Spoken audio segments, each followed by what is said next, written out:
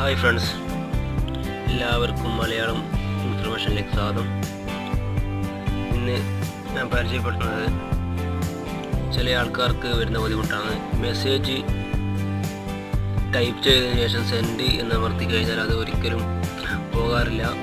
അതുപോലെ തന്നെ ചില ആൾക്കാർക്ക് പൈസ ഈ ആസ്ക് മണി എന്നുള്ളത് ചോദിക്കാറില്ല. അപ്പോൾ അതിനുള്ള സൊല്യൂഷനാണ് ഇന്ന് കാണിച്ചു തരുന്നത്.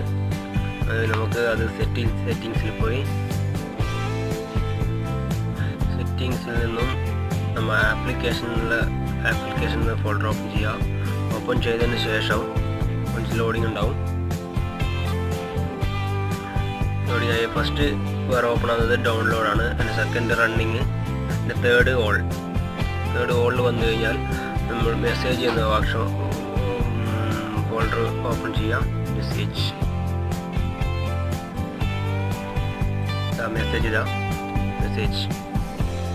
അത് എടുത്തതിന് ശേഷം താഴെ കാണാം പെർമിഷൻ.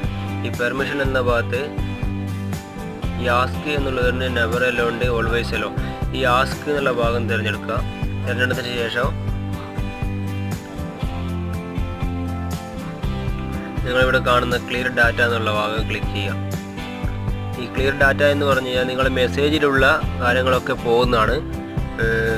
കമ്പനി മെസ്സേജ് മാത്രം അവിടെ ഉണ്ടാവും. ബാക്കി എല്ലാ മെസ്സേജ്, പേഴ്സണലൈസ്ഡ് മെസ്സേജ് മൊത്തം പോകുന്നതാണ്. ക്ലിയർ ഡാറ്റ എന്ന് അടിച്ചു കഴിഞ്ഞാൽ നിങ്ങൾ ഈ കാണുന്ന ഈ ഭാഗം ടോട്ടൽ എന്നുള്ള 11 MB എന്നുള്ളത് അത് മിനിമം ഒരു 9 MB ആകാൻ സാധ്യതയുണ്ട്. അപ്പോൾ നിങ്ങൾ വീണ്ടും തിരിച്ച് മെസ്സേജ് എടുത്തുകൊണ്ട് മെസ്സേജ് വീണ്ടും സെൻഡ് ചെയ്താൽ നിങ്ങൾക്ക് തിരിച്ചറിയാൻ പറ്റും. Okay, thank you.